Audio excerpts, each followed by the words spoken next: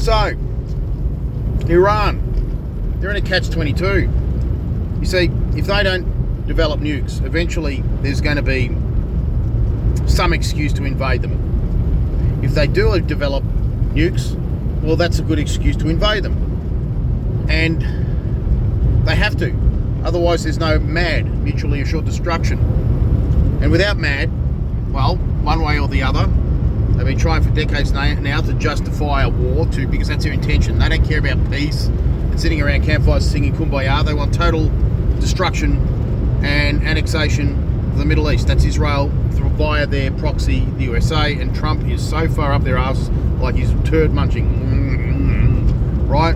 So that's pretty obvious now.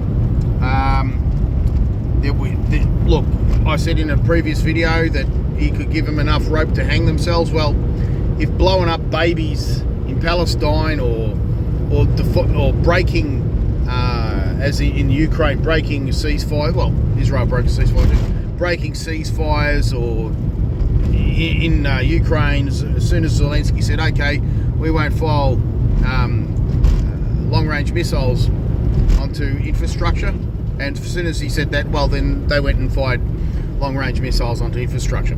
So that was enough rope for them to hang themselves and for Trump to say, well, if that's it, I gave you a chance and now you blew it, so we're pulling out of Ukraine 100%. And that's not happening. So we now know that Trump is completely encapsulated in the butt cheeks of Benjamin Netanyahu, biggest psychopath in history, right up there with Stalin, probably worse.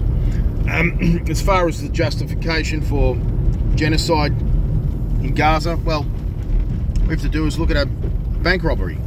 Bank robbery, they take hostages to stop an overwhelming force coming to get them. Now, it's clear now for well over a year that Israel doesn't care about hostages. They just bomb them, these so-called human shields.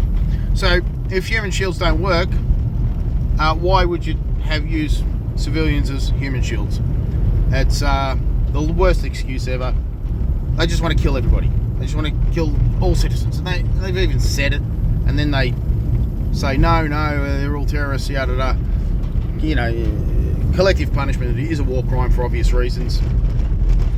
The other reason is they're on the defensive inside Gaza. It's not like, all right, the only reason to kill somebody with a human shield is if, well, Hamas was doing what Israel's doing, bombing civilians indiscriminately with a baby in the cockpit with a pilot. Then you'd say, well, we're going to have to kill a baby to avoid hundreds, if not thousands, of civilians dying. And that's the only justification to take out a human shield. And of course, Hamas is not flying over Israel bombing civilians. Israel is doing that to Hamas. And of course, the psychopath is always guilty of that of which they accuse others. And that's what we're dealing with here, psychopaths. And Trump is completely and utterly immersed between the butt cheeks of psychopaths. So, all right, now back to Iran. Iran, as I said, is in a catch-22. Damned if they do, damned if they don't, with regards to nukes. Well, if there was a war, a conventional war, and Netanyahu ordered Trump to throw everything at Iran, well, it's not going to end as it did in Iraq. Iraq was a different era. It's not the same. America's weapons are obsolete. They're 20th century weapons. No matter how advanced they are computer-wise, you know, it's like bolting it. You can put a touchscreen on a toaster, but it's still a toaster. You know what I'm saying? So it's got 20th century strategy, and you get which is basically flying up high in a plane, looking down with contempt on what they consider a Stone Age force who can't reach them as they bomb them with smart bombs, right? But they can be reached. As we saw in Ukraine, Ukraine has no air, and once they had no air superiority, because all their S-3 anti-air missiles like the S-300s are all taken out. They lost all their aircraft. Even if they had aircraft, well, Russia's got tons and tons of S-400s, S-300s, and other what is it? Panzers and Tors and this and that and the other thing. So lots of and Patriot is all that the West has, and it's a joke. It's you notice that the West developed a lot on attack and nothing on defence, and now they don't have any air superiority. So if all of these planes, even the B-2 stealth bomber, which is vulnerable to radar as soon as they open their bomb hatches,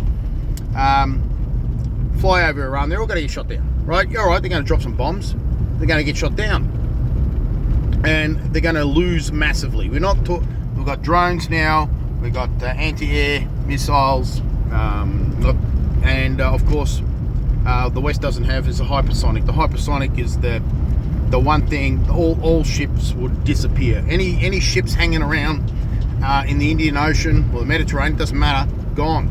Can't stop a hypersonic missile.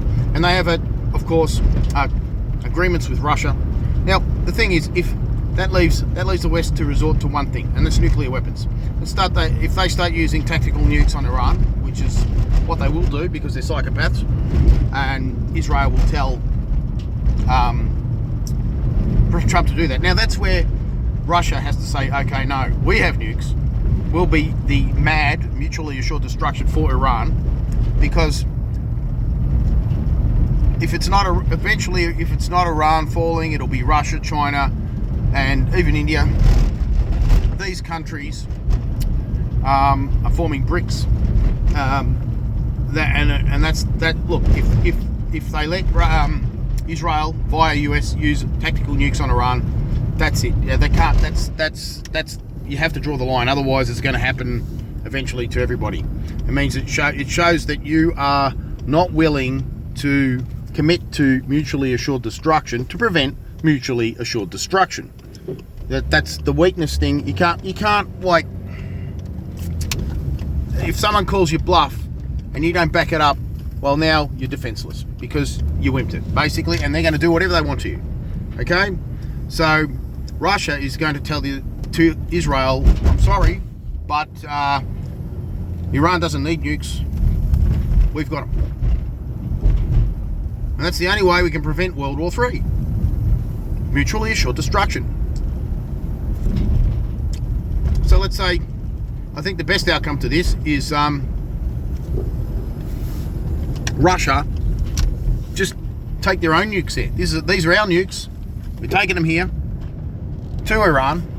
We're setting up shop with a military base, just like the US has dozens of US bases around Iran in neighbouring countries that they've already usurped.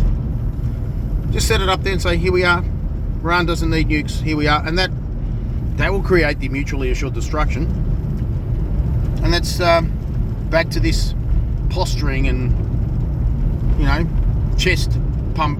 What is it? Chest pumping or something like that. The guerrillas do it. Just back to that. Harmless drivel. Butthurt. That's how psychopaths react when they're butthurt, is to talk a whole lot of smack talk shit, but it doesn't result in any action, because that's how they have to reassure themselves that they're still strong and powerful after they've received a bit of a slap in the face. So